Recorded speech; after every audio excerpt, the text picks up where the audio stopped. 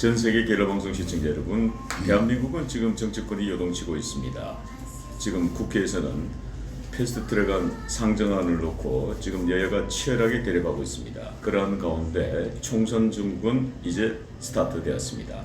그러한 가운데 지금 자유한국당의 홍준표 대표, 전 자유한국당 대통령 후보였기도 했습니다만은 홍준표 대표가 여전히 한교안 대표 입장에서는 상당히 부담스러워 보이는 형국입니다. 그래서 오늘 홍준표 자유한국당 전 대표였던 홍준표 전 대표를 한번 심도 깊게 살펴보려고 합니다. 이판 사판 쇼, 네, 이수신동의 이판 사판 쇼 본격적으로 시작하도록 하겠습니다. 이수님 안녕하세요. 네, 안녕하세요. 예, 오늘 뭐 많은 우리 시청자들이 조금 늦은 시간에 방송이 열리게 돼서 깜짝 놀랐을 텐데요. 네, 오늘 뭐 어디 지방 다녀오셨다고요? 예, 요즘 뭐 예. 저는 좀 바빴습니다. 예. 예, 요즘 뭐 지방에서 뭐 짭짤하게 들어오나요? 네, 짭짤하게 들어왔다고 한. 예, 자, 요즘 이제 정치권이 매우 시끄러졌어요. 예, 그리고 우리가 이제 예측했던 게 조금 많이 빗나가기도 했고, 지금 이제 최근에 박근혜 대통령께서 지난 3일날 재수감 되시고 난 이후에 네. 5번을 병원을 다녀오셨어요. 네. 그리고 재수감된 이틀 뒤인 5일날, 그리고 9일날, 12일날, 16일날, 그리고 19일날 무려 5번을 다녀왔는데 이거 어떻게 해석을 해야 될까요? 저는 뭐 문재인 대통령이나 뭐 여권에서 지금 박근혜 대통령 뭐 네. 집행기 변화 사면을 염두에 두고 있다고 생각합니다. 네. 그리고 이제 우리 지난번에 이제 뭐 전부 다 이제 뭐 크리스마스 이제 크리스마스 때 예. 이분 날 뭐 얘기할 때도 예. 제가 같이 이렇게 섞어서 뭐 특별 사면 때 이렇게 하지 않을 것이다라고 제가 뭐 감각적인 걸 얘기했지 않습니까? 예. 그리고 이제 어쨌든 뭐 기해년 상황에 저는 일단 자유의 몸이 되신다고 보고 있기 때문에 예. 일단 총선 전에 그래서 이제 올해 넘기더라도 뭐 내년 양력으로 해서 내년 입춘일까지는 일단 기해년 상황이에요. 예. 그래서 저는 그 당시에도 이제 1월까지 따로 아주 전격적인 그런 상황을 생각했는데 예. 저는 뭐 그 부분에 대해서는 뭐 전혀 흔들리지 않고 있습니다. 그러니까 예.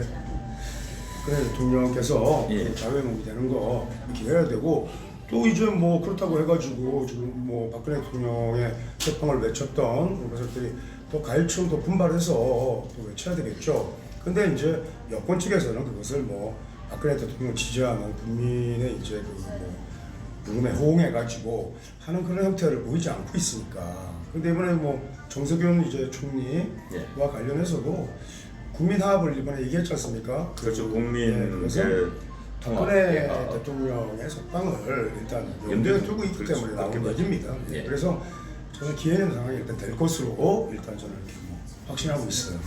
근데 이제 사실 오늘 대통령께서 지난번에 이제 재수감할 당시에 재수감할 당시에는 아주 전격적으로 이루어졌단 말이죠. 네. 12월 3일. 바로 12월 3일이 바로 패스트트랙안 중에서 공수법안이 네네. 국회 본회의에 부의됐던 날입니다. 네네. 그래서 아마 그 당시에 우리 공화당 병력을 서청대 쪽으로 빼기 위해서 전격적으로 전 시도를 했다고 보는데요. 네. 자, 그런데 그 당시 이제 재수감할 당시 법무부의 발표는 박근혜 대통령께서 수술을 성공적으로 마쳤고 재활 치료도 성공적으로 잘 이루어졌다.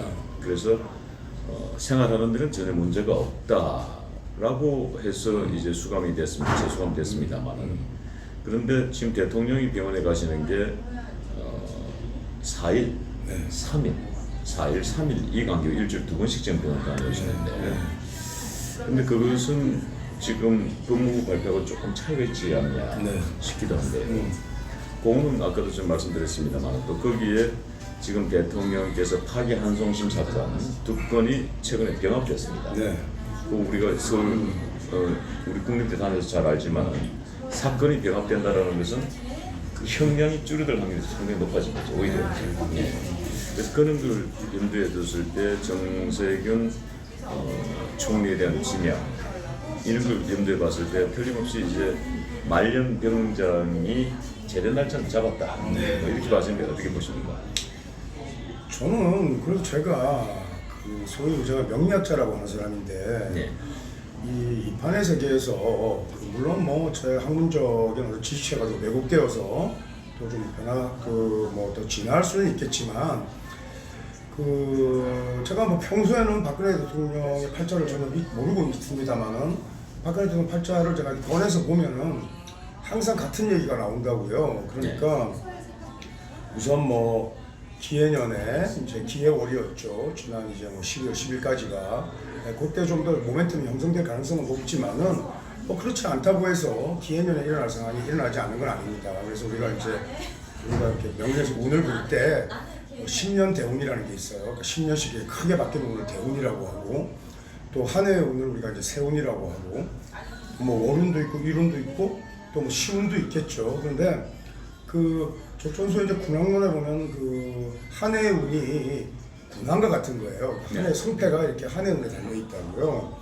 그래서 뭐 이런 일구이할 필요 없이 저는 기해년 석방을 일단 제가 예측했으니까 한번 지켜보자고요. 그래서 정확히 이제 내년 우리가 이제 명리에서는 입춘 절기를 기준으로 해가지고 한 해를 나누거든요. 그러니까 이제 내년 2월 초순이 이제 입춘입니다. 그래서 입춘 전에 저는 뭐 전격적으로 저는 이렇게 석방되는 시는 거라고 생각하고 있기 때문에 뭐 지금 조금씩 이렇게 뭐 상황이 바뀐다거나 뭐 이러니까 우리가 일희일비할 필요는 없다고 저는 생각하고 있고 뭐 정세균 총리와 관련해서도 또 아주 이렇게 좀 놀라운 그런 어떤 뭐 이벤트가 하나 있어야 되지 않겠습니까? 그렇죠.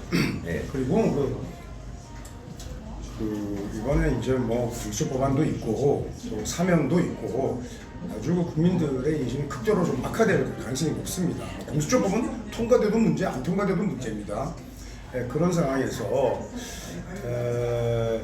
뭐 어쨌든 간에 박근혜 대통령 석방 카드를 극적으로 쓸 것이라고 저는 알고 있습니다. 네. 자, 그런데 지금 이제 우리 박근혜 대통령과 또 뗄래야 뗄 수 없는 한 분이 바로 자유한국당의 홍준표 대표 아닙니까?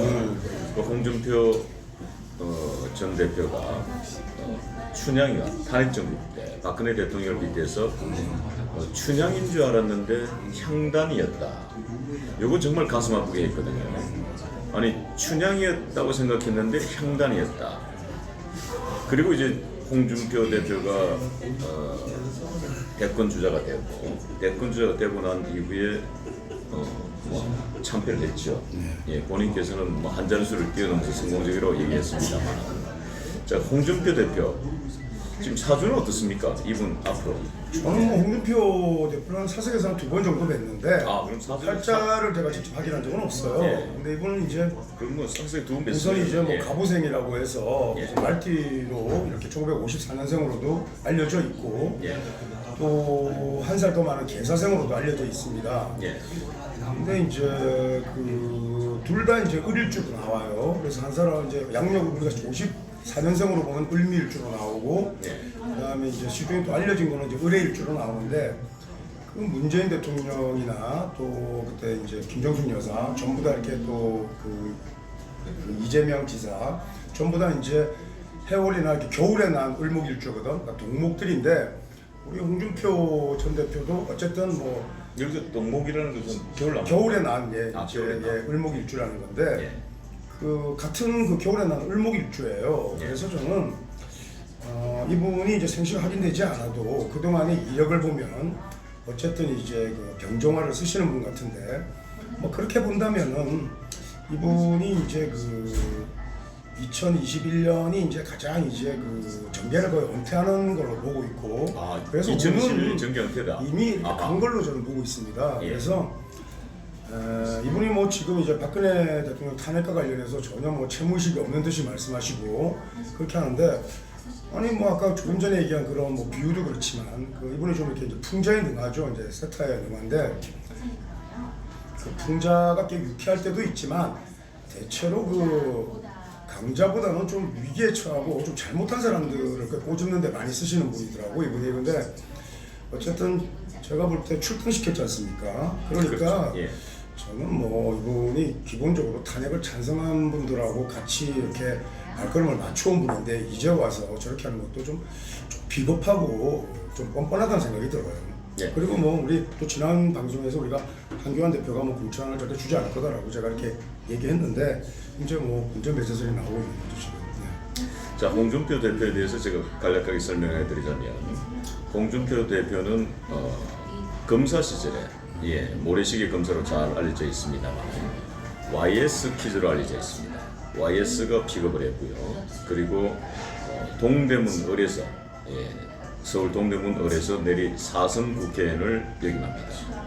그리고 경남도지사를 2번을 역임했습니다만 어찌됐든 간에 경남도지사를 차기 대권을 위해서 자기의 대망을 위해서 경남도지사 자리를 내놓음으로 인해 가지고 김경수 도지사에게 결과적으로 뺏겼죠. 네. 뺏기고 그리고 나서 김경수 도지사가 지금 드루킹 사건으로 이제 구속 항소심이 있는데, 항소심 지금 12월 24일 날 아마 항소심 선고가 있는 걸로 되었습니다만 1월 26일로 다시 연기가 되었어요. 한 달 정도 또 재판부가 김경수 도지사의 이 목숨줄을 한 달 더 연장시켜줬더군요. 아니 근데 우리 이제 그때도 이제 팀장님께서 그 12월 우리 이제 뭐 크리스마스 때 김경수 뭐 대법원 재판이라는 게 그게 뭐 얼마든지 조정될 수 있는 거예요. 그러니까 우리가 그렇게 뭐 섣불리 얘기할 것도 아니고 뭐 1월 달에 또 된다는 보장도 없죠. 친구들은 뭐 어떻게 할지 모르겠습니다. 근데 뭐 김경수가 뭐 일찍 감옥에 이렇게 들어가는 일도 없을 것 같아요. 제가 볼 때는 뭐 하는 일이 워낙 뻔뻔하니까 이 조건이. 그럼 어찌됐든 김경수는 뭐 1월 달이면은 아무래도 일단 무료급식을 드시지 않을까 그런 생각을 저는 가지고 있고요. 자, 그런 가운데 어찌됐든 간에 홍준표 전 한국당 대표가 경남도지사직을 내려놓지 않고 그대로 있었다면은 김경수 도지사에게 뺏길 일도 없었고 그리고 드루킹 사건이 일어나지도 않았다는 거죠. 그럼 어떻게 보면은 우리 우파 진영의 입장에서는 홍준표 전 한국당 대표가 바로 경남도지사 자리를 내어줬다라는 게 마치 서울시장이 우리 오세훈 시장이 박은수 시장에게 결국은 무상급식 문제로 인해서 뺏긴 거 아닙니까? 그것처럼. 근데 뭐 오세훈 시장 전 시장이나 뭐 홍준표 전 대표나 뭐 그 자리를 차고 있었으면 또 뭐 어쩌겠습니까? 제가 볼 때는 물론 이제 뭐 그 다음에 상황 달라질 수 있었겠지. 그 이후에 한 행보를 보면 하여튼 뭐 좀 실망을 끼쳐주는 것은 어쩔 수 없는 것 같습니다. 자, 어찌됐든 자 그런 가운데 자 지금 이제 홍준표 대표가 어찌됐든 이제 이력을 쭉 밟아보면은 지난번에 이제 대선 주자가 됐지 않습니까? 근데 대권 주자가 되고 나서 우리가 꼭 아셔야 될 게 뭐냐면 이분이 대통령 후보 시절에 그 워딩을 살펴보면 뭐 저는 나갈 사람이 없어가지고 나왔습니다. 뭐 이기려고 나온 게 아니고 나갈 사람이 없어서 나왔습니다. 이렇게 얘기할 수 있나요? 이분 사주에 어떻게 좀 이런 게 들어있어요? 아니 전쟁에 나는 장수가 아니 비록 계백 장군 정도는 돼야 되지 않습니까? 계백 5천 계열사대처럼 죽을 때 죽더라도 내 문재인이 왼손으로 확 밀어버린다 뭐 이 정도는 돼야 되는데 뭐 제가 이기려고 나온 게 아니고 나갈 사람도 없고 막 그래서 막 어쩔 수 없이 제 나왔어요. 아니 그래도 뭐 이런 분이 어떻게 우파의 지도자가 되고 우파의 리더가 될 수 있습니까? 어떻게 생각하세요? 사주상으로 조금 약간 하이에나 끼가 있나요? 하이에나 끼가? 이 말띠가 아니고 이분 이 개띠 아니야 개띠? 그렇게까지 뭐 지난 그 대선 그 후보 토론회에서는 그래도 홍준표 대표가 제일 잘했던 것 같아요 볼 때는. 근데 이제 아니 뭐 그럼 그때 안철수가 잘했습니까? 뭐 누가 잘했습니까? 아니 제가 제일 저는 뭐 그런 걸 이야기할 거 없고. 아니 어떻게 혹시 홍준표 같은 고향 아니에요? 고향 어디예요? 고향은 부산이라니까. 아니 홍준표 창녕 아니에요? 같은 뭐 시골 출신. 아니 창녕 부산 또 연이 있네 또 보니까. 아니 홍준표 또 개인적으로 두 분 만났다 그러는 거 보니까 또 어디 또 집안 사람 아니에요? 느낌 좀 묘한데 이거. 근데 이제 그 이후에 홍준표는 지금 우리 박근혜 대통령을 향단인 줄 아니 춘향인 줄 알았는데 향단이라고 얘기할 정도면은 제 입장에서는 이 홍준표는 이 눈에 가시 아닙니까? 박근혜 대통령께서 어떻게 홍준표를 제거할 수 있겠어요? 대통령께서 박근혜 대통령 손에 비를 묻힐 수 없는 것이고 이 사람이 조용히 뭐 홍준표 뭐 이렇게 쓱 뭐 정리해야 안 되겠습니까? 홍준표 전 대표한테 좀 개인적으로 좀 감정이 있으신 것 같은데 우리 신주께서. 개인적으로 감성이 있죠. 네. 왜냐하면 아니 이게 정치라는 게 이거 기브 앤 테이크 아니에요. 주고받는 거거든요. 지난 대선 때 홍준표 후보가 한 자릿수에서 빌빌댔습니다. 지지율 7%, 8%에서 빌빌댈 때 제가 묘책을 하나 냈어요. 야, 그래가지고는 안 된다. 우리 이제 주식에서 아시죠? 그걸 뭐라 그러죠? 터닝 포인트라고 그러나요? 말씀해 보세요. 일단 자, 홍준표가 한 자릿수 지지율을 치고 올라갈 수 있는 하나의 터닝 포인트가 필요한데 그 터닝 포인트는 바로 박근혜 대통령이 구속되셨기 때문에 탄핵때 구속되셨기 때문에 박근혜 대통령의 아바타격인 박근영 이사장을 활용해서 박근혜 대통령의 메시지로 포장을 하고 그렇게 해서 박근영 이사장이 지지선언을 한다. 아니 홍준표는 우리 박통 가문의 입장에서는 철천지 원수 아닙니까? 근데 원수를 사랑하라. 그리고 지지선언을 하면은 이거 언론에서 대서특필이다. 라고 제가 해서 홍준표 지사에 가장 가까운 측근하고 모종의 세종호텔에서 만났습니다. 그때 만나서 이런 안을 보관을 가지고 있다니까 그쪽에서 하셨던 말씀이 정말 가능하냐? 아니 우린 철천지 원수 아니냐? 원수니까 지지선을 해드리겠다는 거 아니에요? 두 자리 올라가야 될 거 아니에요? 아니 우파가 이겨야 될 거 아닙니까? 이렇게 제가 얘기를 하니까 아니 그러면 신청제 조건이 뭐요? 이러더라고요. 지지선을 해주면 우리는 뭘 주면 되겠어? 이렇게 얘기하더라고요. 그래서 제가 그때 이렇게 말씀드렸죠. 대장요, 이 사람의 조건이 없는 게 조건입니다. 조건 없는 조건이 조건입니다. 이렇게 얘기하니까 그 회장님께서 박수를 치시면서 이야 신청제 정말 대단해요. 내가 정치 생활 40년 했는데 도대체 조건 없는 조건은 난 처음 들어봤소이다. 뭐 이렇게 얘기하더라고요. 그렇게 해서 이제 저희들이 극적으로 지지 선언을 했는데 그때 대박 쳤죠. 그래서 그때 지지율이 10%, 12% 뛰어올랐어요. 그러고 나서 그 다음날 아침에 그때 그 선대위원장이 상임선대위원장이 김문수 경기지사였습니다. 김문수 경기지사가 아침 일찍 문자가 들어왔어요. 감사하다고. 근데 그거 제 작품이거든요. 그 제 아내가 이거 그 지지 선언문 제가 다 썼거든요. 그런데 홍준표 그 당시 후보는 아는지 안 하더라고요. 아니 뭐 조건 없는 게 조건이라고 했잖아요. 받을 거고 제가 조건을 붙였으니 그렇지. 거기서 또 제가 놓쳤네요. 야 조건 없는 조건. 그러니까 홍준표 대표도 야 약속을 지켰네 결국은. 그렇다면 꽤 괜찮은 사람 아니에요?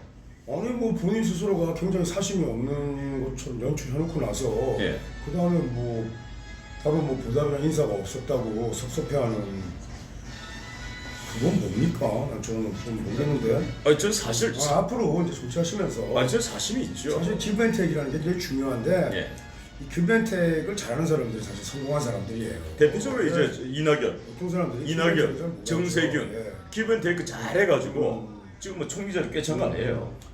그러니까 뭐 기브앤테이크가 기부도 잘해야 되지만 테이크도 잘해야지. 그렇죠. 근데 뭐 조건 뭐 아직 멀었어요. 그러면. 야, 그 멋지긴 상당히 멋졌잖아요. 난 조건 없는 조건이요. 야, 이랬는데, 야, 그 조건 걸었어야 되는 건데, 어찌 됐든. 어쨌든 뭐 그것 때문에 좀 이렇게 사심이 좀 뭐 이렇게 감정이 좀 좋지 않다 지금. 아니, 그 감정이 아니고 우리 박근혜 대통령은 이제 얼마나 훌륭하신 분이에요. 근데 우리 박근혜 대통령을 춘향인 줄 알았는데 향단이다 이렇게 보면 그거 어떻게 되겠습니까? 저는 뭐 애시당초 이제 홍준표 전 대표한테 뭐 기대도 안 했지만 처음에 이제 뭐 경남지사 할 때 이제 그 바른미래당에 이제 노크했죠. 입당 가능성을 그렇죠. 하다가 이제 그 다음에 이제 뭐 결국은 지금 이제 갑자기 이제 당명도 생각이 안 나네. 지금 이제 한국당이죠. 한국당에 이제 그 대표까지 했지 않습니까? 대선 후보까지 이렇게 나갔으면 근데 자기 일생의 절호의 기회고 뭐 이때 이제 그 어쨌든 뭐 선거에서 졌고 뭐 그거야 뭐 어쩔 수 없다고 하더라도 그 다음에 저는 당 대표로서 굉장히 담대하고 좀 대차게 잘할 줄 알았어요. 예. 근데 뭐 별로 대차지 않더라고. 아니, 그래서 그분이 예. 그 이후에 뭐 촌철살인을 하든 뭐 필살기를 하든 저는 좀 비겁하고 좀 뻔뻔해 보이는데 뭐 근자에 와서 이제 공천이 배제되니까 예. 이제 뭐 격하게 감정을 드러내면서 비겁하고 뻔뻔하다고 하는 말을 뭐 이제 친정에 던지는 거지. 근데 그냥 본인한테 자기가 하는 얘기가 같이 이렇게 느껴지더라고요. 예. 그 정도로 신뢰감을 주는 거예요. 예. 우리 정치사를 보자면은 이 YS가 남긴 명언이 이 닭의 목을 비틀어도 새벽은 온다. 이렇게 YS가 명을 남겼습니다만은 그걸 약간 2% 빠지게 명을 남긴 사람이 바로 홍준표 전 대표입니다. 개가 짖어도 기차는 달린다. 한마디로 한교안 대표가 개다. 이렇게 비유를 한 거고 그게 이제 본인은 굉장히, 기차다. 이렇게 지금 비유한 거 아닙니까? 그게 이제 뭐 위트도 아니고 이제 좀 수준 낮은 풍자예요. 예를 들어서 뭐 그 닭의 목을 비틀어도 할 때는 그 예. 닭을 그 YS가 예. 자기한테 이렇게 이제 의존화시킨 거라고. 닭을 그래서 그럼 근데 YS는 그 그러니까 잠깐만. 이제 뭐 내 몫을 비틀어도 요거 재밌는데 잠깐만요. 네. 혹시 YS가 닭대 아니에요? 그건 잘 모르겠습니다. 아니 그거 한번 확인해 보죠. 우리 아니야, 닭띠는 아니야. 아니, 그분이 요거- 이제 사고격이어가지고. 아니 그거 재밌네. 아니 그러니까 진술충미에 아니, 내가 찾아봐야 되겠네. 그러니까 용띠나 개띠나 뭐. 아니 잠깐만요. 아니라니까. 아니 잠깐 갑자기 그 생각이 드네요. YS 닭대 아니에요? 아니 뭐 YS가 닭띠면은 그럼 뭐 홍준표가 개띠입니까? 개띠가 아닌데 그 참 의미 없는 거고. 오늘- 아니라고 닭띠가 아니라고요. 아 그래요? 그래도 재미삼아 한번 YS가 한번 볼까요? 27년생이면 어떻게 됩니까? 27년생. 27년생. 1927년생이면 야 지금 이거 뭐 대한민국 명리학에 지금 뭐 우리 이수 선생 제자들이 여기 지금 한 30명 모여 있는데 아무도 못 맞추네요. 27년생 같아 돼도. 이거 뭐 소띠요. 소띠. 27년이요? 예, 27년생. 27년이면 아니다. 야, 이수 선생 어떻게? 아니야 그 저기 뭐야 진술충미 사고격이기 때문에 그게 해당되는 거예요. 어쨌든. 예. 27년생인데 야, 우리 이수 제 선생 여기는 뭐그 이수 선생 제자들 오늘 지금 한 30명 모이셨는데 이래가지고 내년 1월달 강좌가 어떻게 또 굴러가겠습니까? 강좌는 이미 세팅됐어요. 세팅됐어요. 네. 근데 아니 이거 뭐 27년생 이걸로 학생들이 이렇게 실력이 약해가 되겠어요? 바로바로 27 이러면 바로바로 나와야 되는데 지금 아무도 이게 막 토끼띠.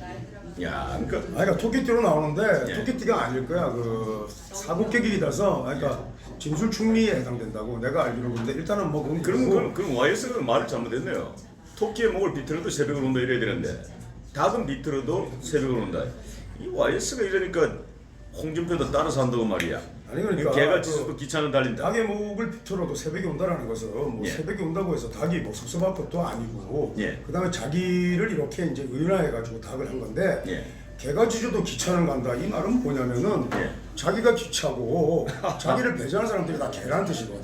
그러니까 그런 그렇군요. 사람이 예. 굉장히 기분 나쁜 얘기라고 예를 들어서 그러니까 그게 비슷한 대꾸 같지만은 예. 조금 그 질이 떨어지는 분자예요. 그래서 그러니까 홍준표는 기차고 자기는 이제 배제하는 사람들은 개다. 그렇죠. 이 얘기군요. 네, 그거죠 뭐. 그러면 한마디로 얘기하면 지금 현재 그 황교안 대표가 요즘 지금 그 저기 패스트 들어간 제작이 있다고 지금 계속 그 우로 지금 그 우쪽으로 가가지고 지금 태극기 부대들하고 지금 가투하고 있는데 말 그대로 그러면 황교안 대표는 들깨가 돼버렸네요. 들깨군요, 들깨. 예, 하여튼 뭐 황교안 대표도 이제 최근에는 굉장히 분발하고 있지만 예. 왜 진작에 그런 포지션을 취하지 않고 뭐 그 야권 뭐 우파의 대통령 얘기하면서 유승민한테나 제안하고 뭐 그런 행보를 너무 좀 그 헛발질을 많이 해와가지고 지금도 사실 그거 썩 신뢰가 가지 않습니다. 근데 이제 홍준표 전 이제 그 대표 정도 되면 그 공천 배제당한 그 섭섭함을 그런 식으로 표현하는 것은 제 말인가요? 아니 그래서 아니 그러면 굉장히 그 예. 이제 친정을 향해서 이제 비겁하고 뻔뻔한 이제 대상들로 이제 매도하고 예. 그다음에 이제 너희들은 뭐 지져라 이제 이런 수준으로 한 거란 말이에요. 그리고 그 자신이 뭐 혼자 그 국회의원이라는 게 뭐 얼마나 좋은지 모르겠는데 뭐 마지막으로 이제 봉사하고 싶다는 거지. 근데 참 그 노역과 그 사심을 참 가감없이 드러낸 거라고 저는 봅니다. 아니 근데 어떻게 우리 역대 대통령에 출마했던 분들 중에 저는 이 항상 이 전쟁에서 말이죠. 전쟁에서 이길 수 있는 찬스는 항상 아무리 열세 있지만 이길 수 있는 찬스가 항상 한 번쯤 오지 않습니까? 네. 그때 만약에 토론회에서 만약에 홍준표가 이 사람이 홍준표였다면 이 사람이 문재인 후보와 즉 이 사람이 한국당의 후보로 만약에 대통령 후보였다면 정말 한 번에 극적인 찬스가 한 번 있었습니다. 그게 뭐였냐면은 바로 토론회에서 대한민국 국민의 절반이 보는 그 토론회에서 안보 국방 분야에서 사회자가 이렇게 질문하죠. 문재인 후보께 묻겠습니다. 북한은 주적입니까? 아닙니까?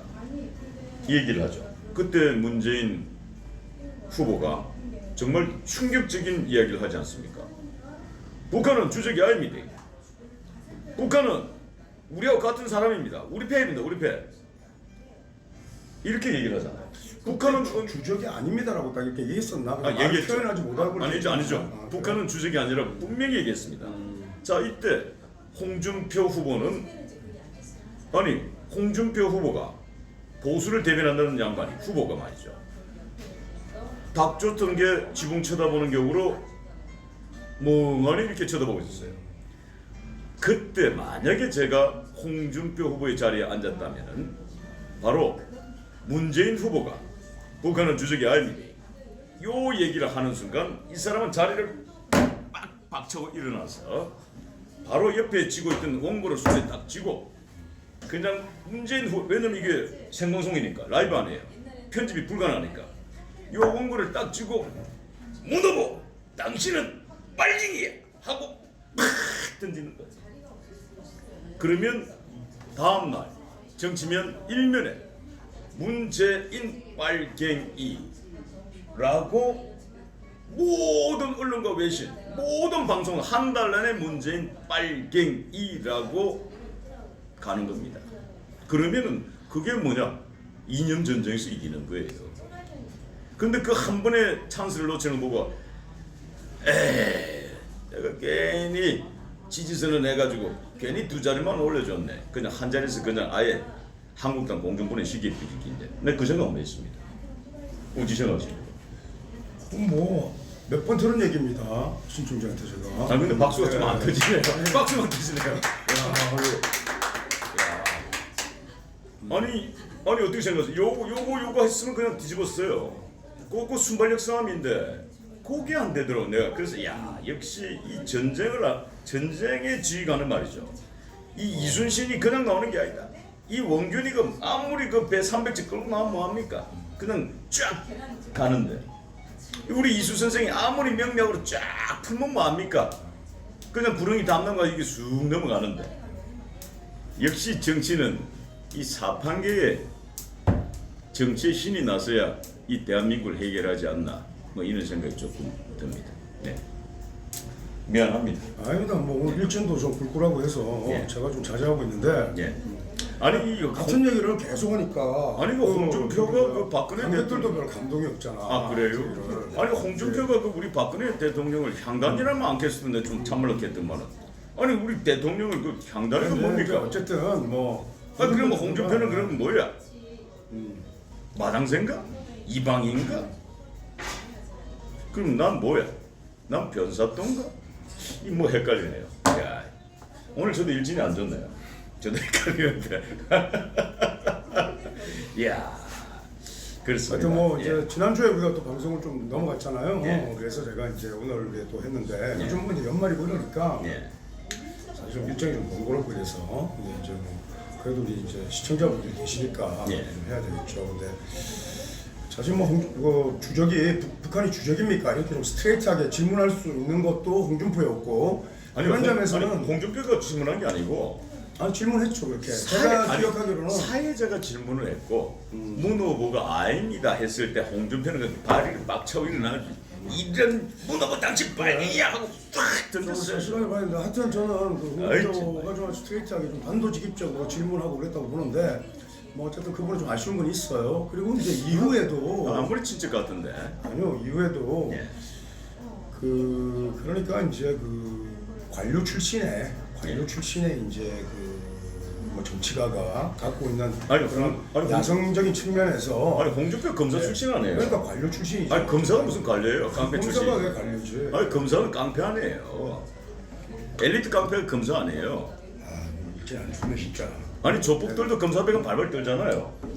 그래서 예. 아니 누가 그 조폭 때리고 벌벌 떱니까? 검사니까 떠는 거예요 검사니까. 응? 아 그러니까 엘리트 네. 조폭 아니에요 검사가. 그런데 좀 그런 얘기 하지 말고 예.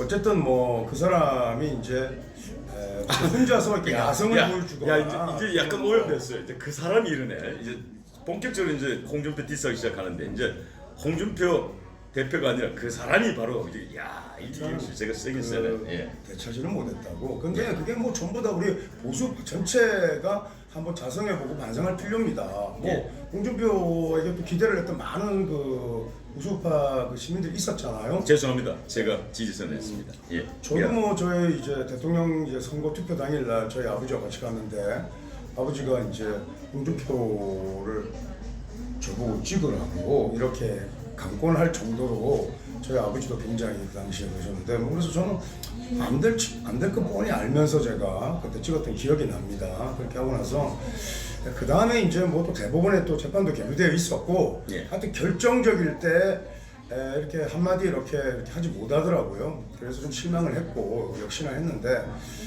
그 이후의 행보는 조금 원로나 선배답지 못한 것들 계속 보였고 그리고 이제 한교안 대표가 이제 단식하고 있을 때 와가지고 뭐 공수처 받고 뭐 이런 얘기 했죠. 그리고 최근 행보를 보면은 또 뭐 유시민 뭡니까 기자입니까 요즘 뭡니까 그거? 유시민 작가죠. 네, 그래서 이제 채쓴다 그러니까 먹고 취재도 사는 하고 데까지. 다니고 했으니까 예. 그 두 사람하고 뭐 거의 공중파에서 진짜 대선 주자가 아니면 그 정도의 프리미엄을 누릴 수 있는 좀 판이 없어요. 예. 그러다 보니까 이분이 진짜 보수파인지 어떤 뭐 이념에서 아주 확실한 가치를 가지고 있는지 물론 뭐 안보야 뭐 우리 한국당이면 당연히 가지고 있는 공동이념인데 나는 요즘 하는 행보 보면은 민주당에서 공천 줘도 갈 사람 같아. 제가 볼 때는 아니, 그러니- 그 정도로 이 사람에 대해서는 제가 이렇게 나는 아니 예, 지도자라고 예. 보기가 좀 어려운 것 같아요. 나는 이 얘기를 하고 싶어요. 홍준표 전 대표가 정말 우파의 리더가 되기를 원하신다 그러면 저기 고향 창원 가지 말고 또 거기 그 우파의 성지 대구 가지 말고 나 광주 가서 한번 뜰라요. 광주 가서 한번 붙을라요. 뭐 이 정도 돼야 되는 거 아니겠어요? 야, 나 한국당에서 공천 주면 나 광주 공천 주면 나 광주 간다. 아이 정말. 그러니까 뭐 인생에 뭐 극적인 그런 좀 정치적인 이런 갖고 있지만 예. 그렇게 뭐 모험적인 인생을 산 분도 아니고 또 지는 전쟁에 지는 싸움에 이렇게 가고 뭐 그런 배팅이 있는 그런 선수 같지는 않습니다. 예. 그래서 저는 불가한 얘기죠, 불가한 얘기. 아니 이게 사실은 우리 우파가 일어서기 위해서는 희생이 필요한데 나는 개인적으로 노무현 대통령이 그래도 보면은 본인 스스로가 흠지 나갔지 않습니까? 네. 떨어질 거 뻔히 알면서도 그래도 본인은 그 대의 명분을 가서 떨어지면서도 계속 가면서도 그 명분을 쌓았습니다. 지금도 좌파에는 그런 가치나 명분을 가지고 헌신하고 희생하려고 하는 타자들이 몇 명 있어요, 좌파는. 근데 우파는 그게 없다니까. 여기 있지 않습니까? 네, 저 우파는, 네. 500만 원 프로젝트를 했는데 이 사람. 자 그렇다면은 이제 그 홍준표 대표도 제가 봤을 때는 광주로 내려가시기 바랍니다. 광주로 내려가시고 그 다음에 이제 거기 그 경남도지사 했던 김태호 전 도지사 역시도 지금 본인이 안정권에 본인 고향에 산청, 함양, 거창 합천을 간 거 아닙니까? 지금 차기 대선 주자급이고 MB 정부 때 총리 후보까지 지명받았으면 총리 뭐 지금 갖고 뭐 청문회에서 안 된 건가요? 그때 하여튼 좀 청문회 못 갔죠? 예, 청문회 네. 못 갔죠. 못 갔죠. 예. 요즘 하는 거 보면은 그 정도쯤 통과하고 뚝심은 있어야 되는 건데. 아니 그렇다면 하여튼 그 당시에 하여튼 잘 나가다가 김태지사가 좀 뭐 실망감을 줬죠. 어쨌든지 간에. 그렇다면 김태호 지사도 고향 거창으로 갈 것이 아니라 나는 저 전라도 목포로 가겠어. 목포로. 나는 목포 가가지고 박지원이 잡고 DJ 아들 김홍걸이 한번 잡아보겠어. 목포로 가겠어. 뭐 이 정도 배심이 있어야 되는 거 아닙니까? 나 한국당에서 목포 공천 주면 이 사람 내려갑니다.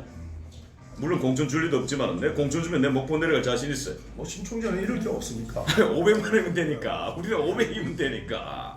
500만 원만 이루면 되거든요. 야, 아니 이 정도 배심은 있어야 되는 거 아니에요? 야, 난 희생하는 이 우파의 지도자가 없어요. 정말 참 가슴 아파요. 혹시 또 아니 뭐 그게 중요한 게 아니라 예. 제 생각에는 뭐 고향에서 나와도 떨어지는 그런 이제 최악의 이제 가능성도 우리가 생각을 해야죠. 예.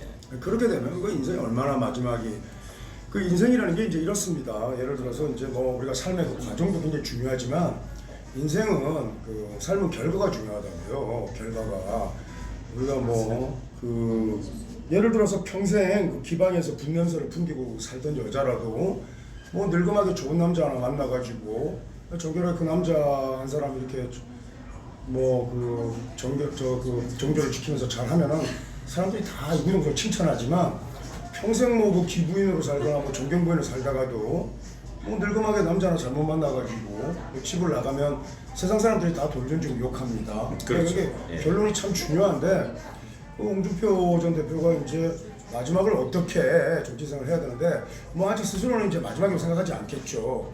하여튼 그나저나 참 갑갑한 게 제가 뭐 이렇게 뭐 지금 좀 목도 좀 쉬고 이랬지만 그런 게 아니라 최근 돌아가는 걸 보면 별로 이제 얘기하기도 싫다 이거죠. 그 군산에는 그 친구가 나왔죠. 저기 누구야? 그 김유경 대변인이 나왔지 않습니까? 김영희 대변인. 네. 예. 그러니까 군산에서 될 것 같아. 아니, 내 기분이 그러니까 그 뭐 그 대변인 때도 참 하찮았고 제가 볼 때 그 다음에 이제 나와서 그 뭐 부동산 투자의 달인이죠. 그 뭐 흑석동에 말 많더니 어쨌든 이번에 뭐 하여튼 한 10억 넣었다가 한 10억 정도 벌었을 거야. 1년도 안 되기 전에. 그러니까 요즘은 뭐 로또도 당첨되면 한 8억 9억이라고 하는데 로또가 더 잘한 거야. 그런데도 이제 군산에서 또 뭐 자기가 이제 그 뭐 군산 시민들에게 뭐 이것도 놔주고 뭐 저것도 놔주고 그냥 자기가 갖고 있는 영향력을 가지고 얘기하면 그래서 그 지역 이기주의 같은 게 해서 난 될 것 같아요. 김의겸이가 군산에서 국회의원이 아니 공천만 받으면 되는 건 그러니까 사실이죠. 그런 상황이란 말이죠. 예. 거기다가 저 그 원로 노장들이 자기 지역구, 자기 고향에서도 안 되는 그런 험한 꼴 당하지 말고 지금 세상에서 사람들이 바본 거 아닙니다. 그러니까 뭐 그러면은 그거 뭐 지금 공천 받아가지고 그 자기 뭐 고향에서 자기 지역구에서 자기가 가고 싶은 곳에서 그게 무슨 지금 우파의 그 원로들이 할 수 있는 그런 행동입니까? 그러니까 참 그런 거 보면 수치심이 없는 것 같아요. 제가 볼 때는. 그렇죠. 이제 예를 들자면 이제 김태호 그 전 도지사 얘기가 나와서 그런데 거창 군수를 하다가 40대에 거창 군수를 40대 초반에 거창 군수를 하고 바로 도지사로 이제 비급되지 않습니까? 그 도지사 두 분하고 국회의원 배지 달아요. 자 그런데 다시 이제 본인이 고향 거창으로 돌아가겠다. 뭐 좋습니다. 자 그런데 지난번 지방선거 때 김경수와 겨뤘지 않습니까? 근데 사실 김태호가 이길 수 있는 한 번의 기회가 있었어요. 한 번의 기회가 있었는데 그 당시에 이 사람이 또 정치적 한수를 신의 한수를 딱 둬서 참모들 보내가지고 김태호 캠프에다가 이 카드를 쓰시오 하고 넣었죠. 근데 거기서 그 패를 못 받았어요. 근데 제가 그 당시 넣었던 패가 뭐냐면은 김경수 그 당시 민주당 후보가 경남도에서 후보가 드루킹 사건이 빵 터졌습니다. 드루킹 사건이 빵 터졌을 때 김태호 후보가 기자회견을 하는데 선거 중단 기자회견을 하라. 김경수 후보가 드루킹 사건에 연루됐기 때문에 나는 더 이상 선거운동을 하지 않겠다. 오늘부로 선거운동 전면 중단을 선언하고 단식에 돌입한다. 라고 했다 그러면은 단식에 돌입하고 선거운동을 하지 않는 그 순간 그게 선거운동이거든요. 모든 언론의 스포트라이트를 다 받으면서 단식 들어가니까 카메라 매일매일 들어옵니다. 그때 한마디 툭툭 하면 돼요. 그런데 그때 누가 했습니까? 김성태 자유한국당 원내대표가 단식 들어갑니다.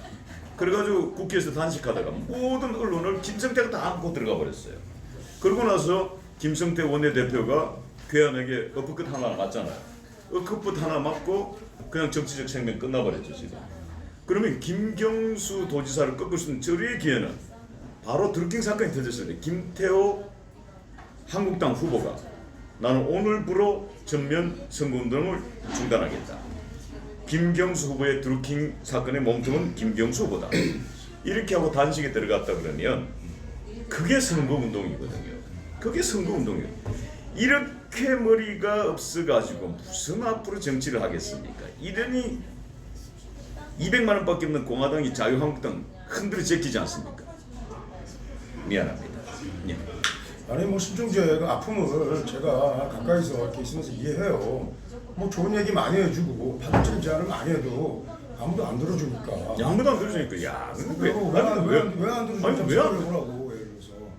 그러니까 어쨌든 신종재 스스로가 하여튼 뭐 잘 돼야 그때 말 안 들어준 사람들 뭐 이런 사람들이 좀 후회도 하고 뭐 의색이지 뭐. 아니, 사람식 그런 거 아니겠습니까? 아니 그러니까 지금 이제 아니 그래서 우리는 지금 현재 우리가 게릴라 이 방송 구독자가 17만 1000명을 돌파했는데 이제 17만 우리 게릴라 혁명군을 이끌고 이제 하나씩 정적들을 제거해야 될 거 아닙니까? 그래 오늘 제 1호 프로젝트가 홍준표를 슥 제거한다. 지금도 저기 뭐야 신종재는 여러 가지 기발한 생각이 많고 각 캠프나 이런데 뭐 줄 수 있는 그런 조언이나 팁들이 많죠.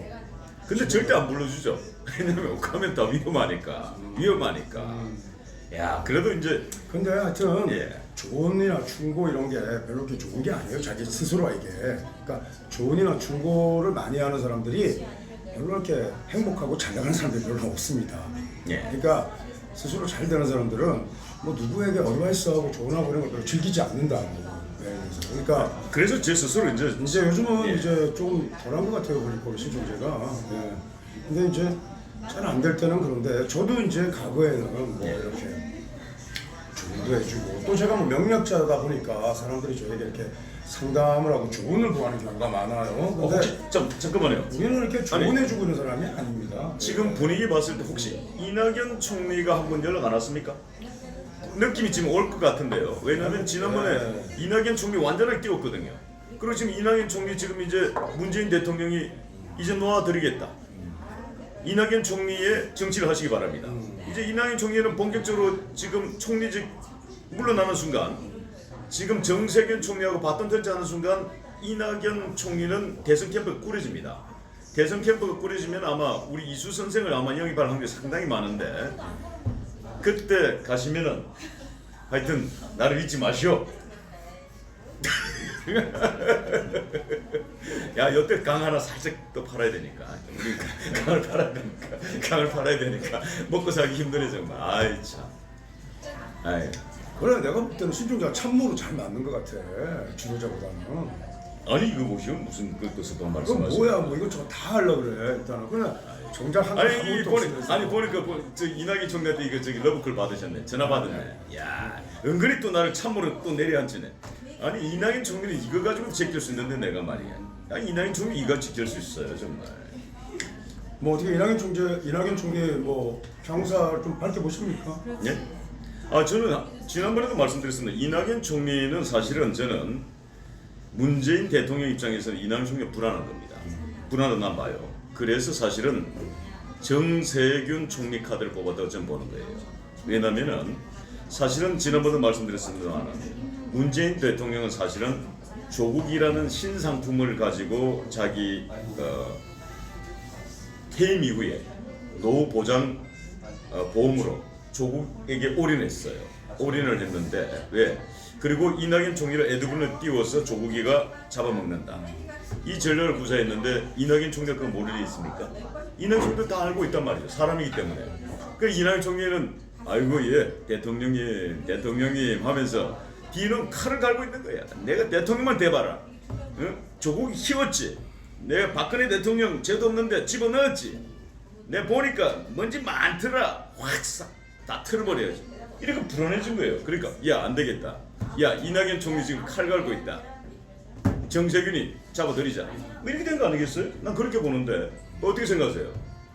예, 지금 대부분 민주당 당규를 가지고 계시네요. 우리 방청석에서. 야, 여기가 참 종로군요. 예, 여기가 왜냐면 정세균 지금 의원 지역구거든요. 정세균은 이제 뭐 총리 되는 건 기승사실인 것 같고, 예, 지금 이제 여기 이제 스튜디오도 지금 종로구에 있는데 또 정세균 지금 어머니 이 방송 지켜보고 계시기 때문에 예, 뭐 이해합니다. 왜냐면 정세균 총리가 또 여기 외압 넣으면은 건물값 떨어지거든요. 뭐 이제 뭐 그 문재인 대통령이 안전판으로 삼으려고 했던 뭐 예. 조국이나 김경수나 다 함량미달이었고 예. 그다음에 이제 추미애 법무부 장관이나 이제 정세균 다시 이제 올드로 돌아간 거예요. 그러면 그 올드 보이들의 기한이라고 하면은 이제 문재인 정치는 이제 색깔이 없어진 겁니다. 제가 볼 때는. 아 문재인 대통령이 색깔이 없어졌다. 그렇죠 뭐. 야 이제는 본인이 살기 바쁘다, 살기 급급하다. 거고. 이제 나는 아무나 손 잡아야지. 나만 살려줄 수 있는 사람 무조건 손을 잡아야지. 그다음에 이제 이낙연 총리는 조금 무게가 달랐죠. 왜냐하면 이제 사실 정권 초기 때부터 그렇게 대통령을 이제 뭐 물론 이제 언행이나 이런 것들이 우파에서 볼 때는 굉장히 이제 그 언짢게 보이는 부분들은 많았지만은 그래도 뭐 대놓고 자기가 비루하게 뭐 대통령 밑에서 예를 들어서 뭐 촉을 세워가지고 뭐 손발을 비비는 듯한 그런 언행을 하지 않았단 말이에요. 근데 지금 당장 저기 뭐 이인영 뭐 이런 원내대표는 경우도 봐도 또 뭐 그 민정수석, 저 정무수석이나 강기석 이런 건 뭐 비할 바가 아니죠. 야. 그렇게 일단 싸구려는 아니에요. 예. 사람이 일단 무게는 좀 있고 그래서 좋게 보는 건 사실이지만 예. 제가 그 캠프에 뭐 콜을 받다든지 뭐 이런 거는 전혀 들지 않았습니다. 예. 저 이 방송을 지켜보시는 우리 이낙연 총리께 제가 한 말씀 드리겠습니다. 이수 선생 지금 개털입니다만은 앞으로 이분 크게 되실 분이에요. 참모로 쓰시면은 꽤 큰 가르침 줄 겁니다. 물론 이수 선생의 뒤는 저고요. 예, 제가 알아서 원 플러스 원이니까 제가 심층제 저 데려갈 테니까 한번 고려하십시오. 예. 아니 그리고 이왕 강하는 김에 지금 이 사람이 살면서 인연이 참 중요한데요. 제가 문재인 대통령 정부가 들어서고 문재인 대통령이 참 이 사람을 만나 가지고 사실 제가 문재인 대통령 당선에 1등 공신입니다. 왜냐고요? 제가 문재인 대통령 그 대통령 비서실장 나와가지고 참 불쌍하게 다니실 때 제가 몇 번 만났어요. 몇 번 뵌 적이 있는데 아마 이 방송 지켜보는 청와대 지금 민정수석실 그리고 청와대 비서실에서 대통령께 이 말씀 전하도록 하세요. 그 당시 그 조현우 검찰총장 경찰청장 그때 그 사건 때문에 문재인 그 당시 비서실장이 전 비서실장이죠. 중앙지검 앞에서 1인 시위했습니다. 비 오는 날. 그때 날씨가 참 추웠어요. 그때 이 사람이 캔커피 따뜻한 거 제가 슈퍼 가가지고 800원, 1600원 투자해가지고 까만 비닐봉지에 넣어가지고 그때 문재인 그 당시 그 1인 시위자에게 제가 전달했지 않습니까? 그때 그 저기 문재인 그 당시 대통령 기억하실 겁니다. 저보고 뭐라 했습니까? 아이고 안면이 참 많은데요. 그 누구십니까? 그래서 제가 뭐라 했습니까? 뭐 지나가는 행인입니다. 뭐 수고하셨어. 그제 캔커피 2개 얻어 드시지 않습니까? 이 정치는 기분 테이크면은 캔커피 값 1,600원 받으셨잖아요. 이제 돌려줄 때 안 되십니까? 조국 신상 깨졌으면은 어차피 이 사람이 한국당 깰 수 있는 사람 아닙니까? 그런다고 뭐 민주당 팬은 아닙니다만 나는 공화당 당수 아닙니까? 그 이 사람 그 신경 한번 써보고 있어. 어떠십니까? 뭐 여전당 강한 팔죠. 아니 근데 왜 입술을 벌벌 뜨세요? 아니 지금 입술을 왜 들들 뜨세요? 아 제가요? 예 입술 아니 어떻게 된 거예요? 아니 이거 그러니까. 완전 이낙연 총리 쪽에 완전 줄 섰는데 입술을 막 벌벌 뜨시네요. 그냥 확실히. 야 이제 폭력까지 야 저기 뭐야 그 예. 그렇게 양다리를 걸치니까 뭐 이 우파인지 좌파인지도 모르고 이번에 그 뭐 야권 그 저기 뭐 대통합 우파 대통합 빅텐트에 뭐 들어가는 거예요? 제안도 안 오죠. 그거 뭐 색깔이 뭔지를 몰라 색깔이 내가 아니 보니까. 난 도대체 우파 쪽에서 나한테 왜 연락 안 준지 모르겠어요. 우파는 우파라고 생각하지 않고 좌파가 좌파라고 생각지도 않는 이 혈색 아니 그럼 난 무슨 뭐냐고 파야 그게. 대체? 아니 그럼 양파입니까? 아니면 이상 대파입니까? 나는 사실은 이낙연 캠프에서 굉장히 탐을 내고 있는 것 같아. 근데 아 이게 나오네. 야 이게 나오네. 야. 홀수 우파 같으니까 내가. 아 그러니까 아니 그게 우리는 아니고 칼라가 예. 드러내지 않아도 드러나는데 아니 그러니까 이낙연 총리 캠프에서 탐을 되는 게 골수파니까 우파니까 우파 중에 가장 생리를 잘 알 수 있는 사람 아니에요. 그러니까 스카우트 해야죠. 야 그런데 말이야. 야 그난 대체 무슨 파야? 김정은이 쪽에서 잘하면 부를 수도 있겠네요. 내가 왜냐면 북한 중앙조선TV에 제가 방송하고 나왔지 않습니까? 북한 중앙조선TV에서는 박정희 대통령과 그 후계자로 박근혜 대통령과 공화당 신동욱 총재를 얘기하더구만요. 저 김정은이한테도 지금 줄댔네요. 줄대고 좀 야 지금 아니 이게 팔리지가 않으니까 아베 쪽도 제가 줄댔어요. 생활력인데 왜 야, 이럴까? 왜 이리 안 상관없지, 팔려? 이게? 아니 나는 공화당 신동욱 총재 이거 왜 이리 안 팔리는 거예요? 아니 저기 이수 선생님. 아니 지금 우리 오랜만에 이제 시간 아니 이제 뭐 저는 그렇게 생각해요. 아니, 우리가 만난 지가 이제 한 2개월 됐죠, 그죠? 한 10분 남았으니까 네, 사람이 그러니까 내전에 저기 신동욱 총재 사주 한번 봐주세요. 10분 남았는데 야 왜 이리 안 풀리는 겁니까? 우선 예. 우리가 이제 한 인간에게 미치는 영향력 중에서 예. 그 인연보다 강력한 게 없다고요. 인연보다. 그렇죠, 인연보다. 그러니까 예. 저도 만나고 그랬으니까 예. 잘 되겠죠 뭐. 난 내 주변에 잘 안 된 사람 별로 없는데 신총재가 이제 한 2개월 됐으니까 예. 글쎄 우리 한 6개월은 한번 두고 보자고요. 6개월은 잘 돼 있을 거야. 6개월 또 만나야 되는 뭐 거예요. 6개월 예. 동안 뭐 만남이 유지가 안 되면 예.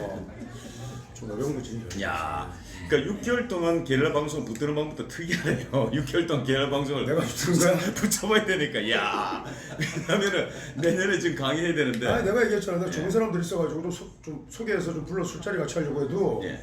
거기 와서 뭐 또 홍준표 앞에서 또 뭐 그 저기 뭐야 홍준표 얘기하고 예. 아니 그러니까 뭐 소류 집어 던지고 뭐 좀 예. 같은 자기 얘기 너무 할까 봐 못 그런다니까 지금. 그러니까 지금 그러니까 그 사람들이 게릴라 예. 방송 보면서 예. 저 사람 한번 선생님 한번 같이 한번 자리 한번 하자고 해도 내가 일단 커팅해. 그러니까 자기 얘기 너무 많이 한다. 아니 그 얘기가 아니고 보니까 우리 이수 선생이 지금 알고 있는 주 고객층들이 지금 현재 집권당 소속이 청와대 출신들이라 이런 쪽이다 보니까 부담을 느낄 수가 밖에 없겠네요. 저는 사석에서 정치인들 잘 안 만납니다. 예, 정치인들 안 하고. 예. 사석에는 안 만나고 밀실에서 만나는 걸로 제가 그렇게 알고 있습니다. 저기 뭐야 역수인들도 잘 알 건데 사석에서 만나자 밀실에서 주로 만나가지고 팔자 보는 요거 친구들도 짭짤하게. 이거 예. 직접 아마 감정료 받고 예. 정치인에게 팔자 봐주는 경우가 거의 없을 거야. 아마. 예. 거의 공짜지 공짜. 근데 이제 지금 사실은 우리 여기서 제가 저기 이수 선생에 대해서 조금 분석해드리자면 이수 선생이 이제 큰 정치인들 저희들이 이제 제가 여기서 지금 2판 4판 쇼니까 그래서 제가 이제 세계적인 명리학자라고 이렇게 부풀려서 소개하기도 하고 그 다음에 2판계의 지존이라고 최대한 띄우기도 하고 해서 결정으로 내놓으라 그러면 우리 이수 선생은 요만큼만 내놔 요만큼만 맛배기만 탁 보여준단 말이지. 왜냐 요게 미끼 상품이거든요.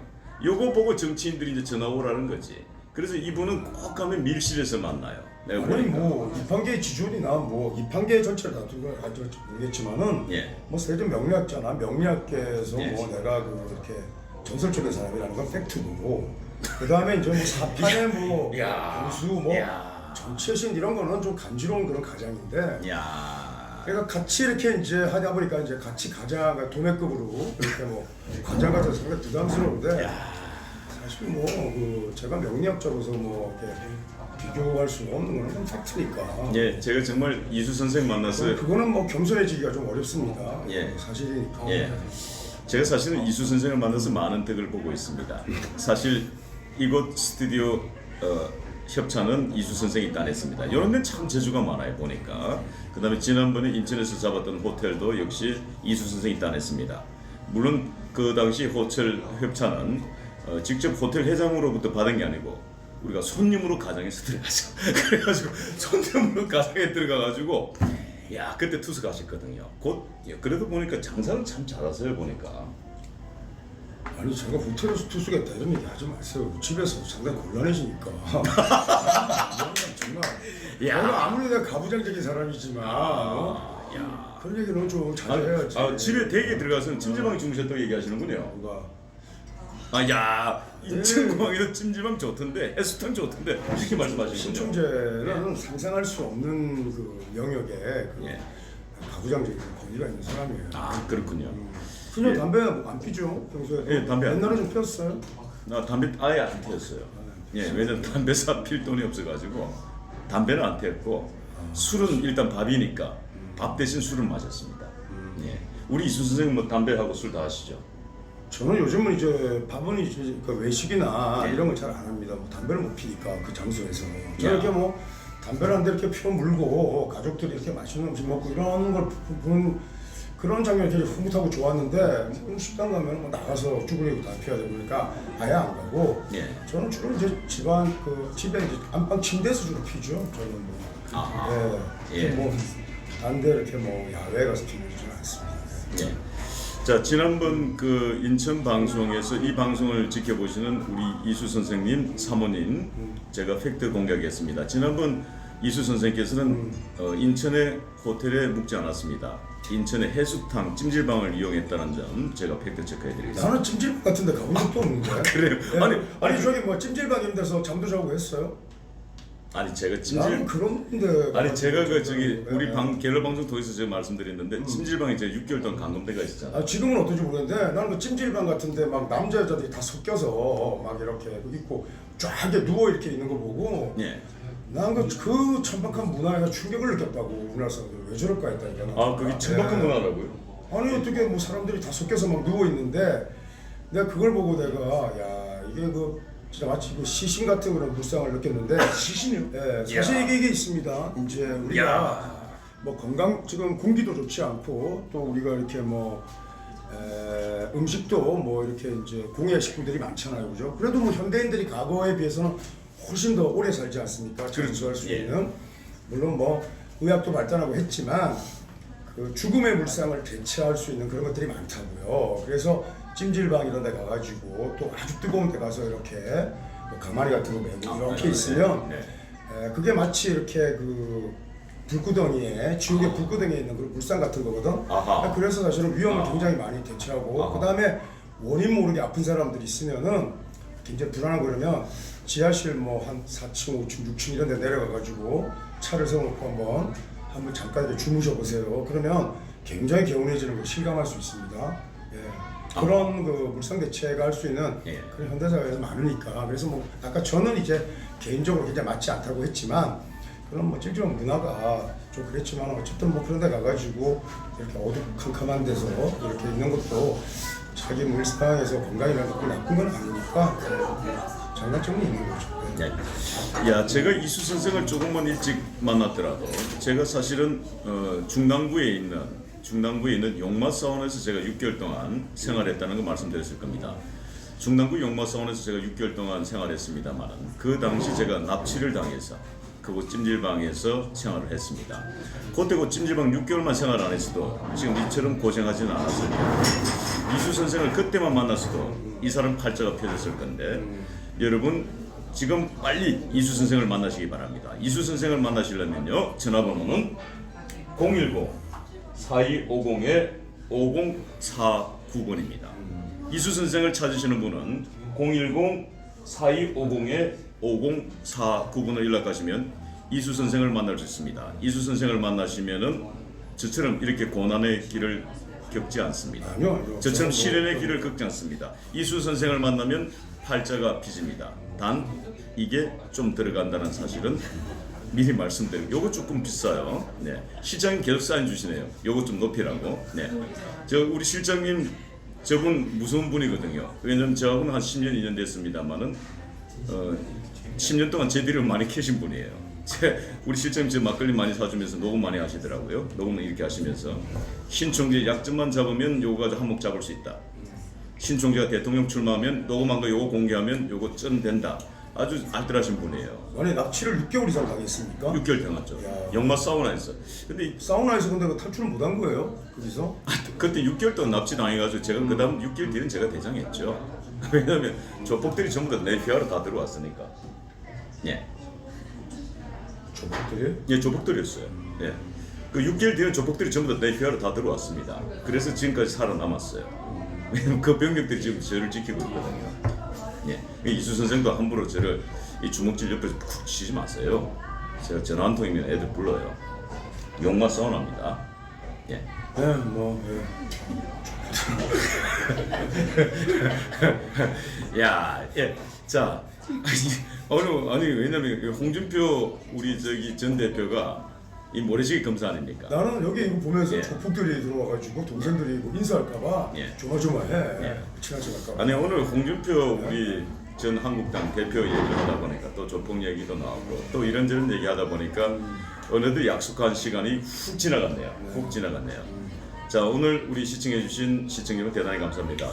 이수 신동욱의 2판 4판 쇼는 오늘 여기서 마치도록 하겠습니다. 자 이수님 끝으로 인사 한번 해주시죠. 네, 제가 뭐 굉장히 조금 이렇게 바쁘기도 하고 또 좀 컨디션이 조금 좋지 않았어요.